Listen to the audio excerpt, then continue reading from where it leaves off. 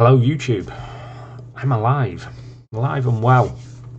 Been a busy old 12 months, and as you probably have noticed, been a bit of a lack of videos on the old Rohr MIG-200MI. Just wanted to throw this quick talking head video out there just to say all is not lost. The welder's still doing fine. It's up at a friend of mine's workshop at the minute. Has been since this time last year, probably a bit later on, maybe December last year, when I did a bit of a project for him. That all went well.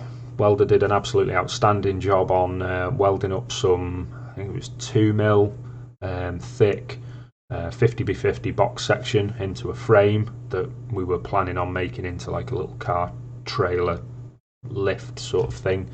Had a bit of a crazy idea for this thing anyway we made the frame, and then that's project stalled. But I left the welder up there because my shed at home that you've seen in some of the other videos is starting to get a bit less weather resistant than I would like, shall we say.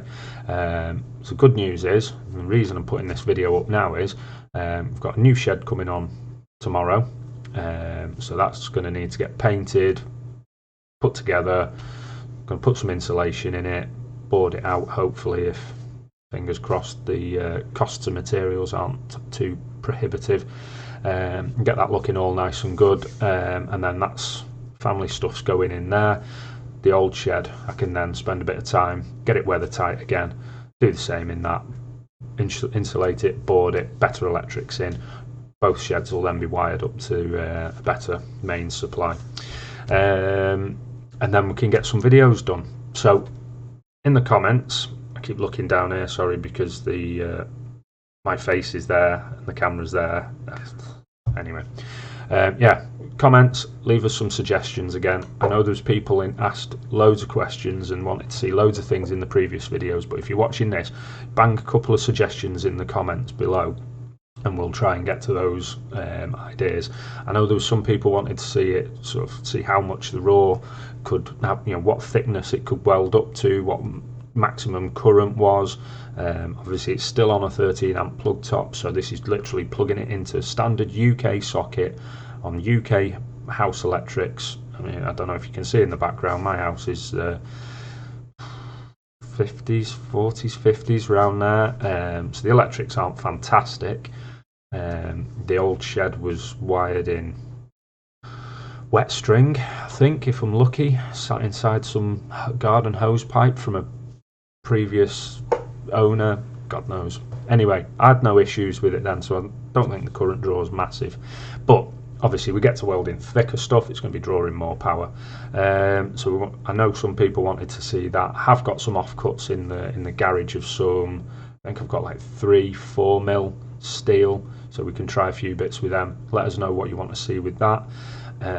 Some thin stuff as well. Obviously there's been a lot of people saying about using the welder for car repairs.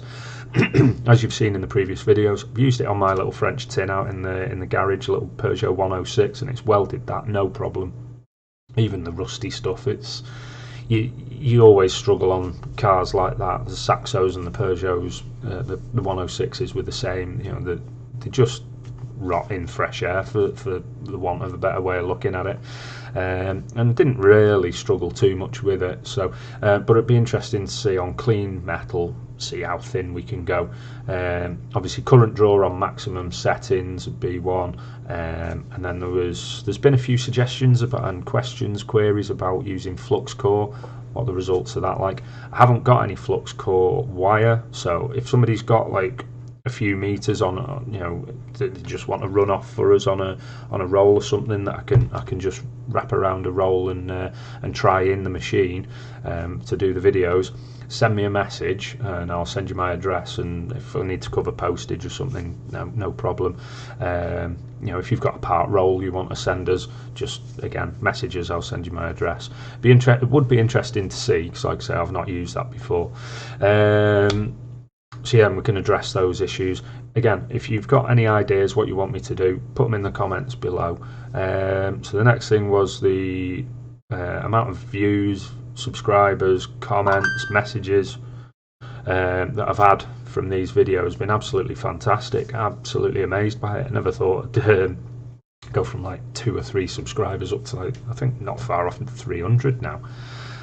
Which is absolutely bonkers for a couple of welding videos, but it's motivated me. I had a nosy and answered a couple of questions that popped up the other week, and had a nosy at everything and sort of got the bug a bit again. So yeah, looking forward to getting back and doing some more videos and getting some more interactions going. I just wanted to say a massive thank you to everybody who has messaged, commented, liked, subscribed, all that sort of YouTube garb. It's bonkers. Thank you very much for doing that. I really appreciate it. So the other thing is, how come it's been 12 months since we've done a video? Mostly the ups and downs with coronavirus. Obviously it's been a bit tricky to get out and about. Like I say in the videos previous, I'm not a professional welder, I'm not a fabricator or anything. I am a fire alarm engineer. So obviously I've been busy doing my job as a classed as key worker, whatever that means. So we've worked straight through, bar when I did the videos I was on furlough for 2 months. Got some children, so didn't want to, fortunate enough that my previous employer put me on furlough for 2 months to make sure that I could keep my family safe, which I'm eternally grateful to them for. Speaking of which, they are my previous employer, because I left them in September last year, set up my own fire alarm and fire safety company, which is called Ace Fire Services. You can find us at acefireservices.co.uk. I'll put links and what have you in descriptions, or maybe, where's my thing? There we are. Put like a thing down here somewhere. Yeah, obviously do everything to do with fire safety, fire extinguishers, fire alarms, emergency lights, gas suppression systems. I've got a guy on the books who can do deluge and sprinklers, things like that. Anything fire related, fire doors. Give us a shout. You know, if you're in the northwest, travel around the northwest, that's not a problem. You know, closer to Warrington the better, but I'm not too scared of travelling out and about. Yeah, any questions or queries you've got about your current fire safety providers or your current systems at work. Obviously this is primarily a welding video, so obviously you should have, you know, up to date and top spec fire safety systems in your workshops and what have you, because you're dealing with things that, you know, are creating masses of heat, smoke, this, that and the other, you know, combustibles, gas bottles, all that sort of thing. Your regs are probably pretty good. Your company's regs are probably pretty good on like your gas bottles, your storage, your health and safety, and you know, you've got rotating machinery, you've got cutting devices, or, you know, heavy machinery, forklifts and, you know, steel stock moving around your warehouses and what have you. But the one thing that I've seen a lot of people in the sort of fabrication and steelwork and warehousing industry miss is the fire safety. You know, just making sure you've got the right fire extinguishers for the right type of fires in the right locations is a massive thing that, you know, still tend to see failings of meeting the regulations. So anyway, enough waffle about that. acefireservices.co.uk, all lowercase, all one word. Give us a shout. Pass on our details to your facilities manager or whoever looks after your safety in your workplace, or if you own your own company, give us a call. I'm always happy to talk about, you know, the rules and regs and give advice where possible.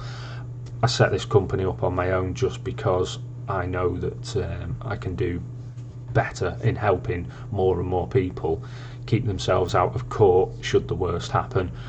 And even better than that, make sure that those dreaded insurance companies pay the check that they're supposed to pay.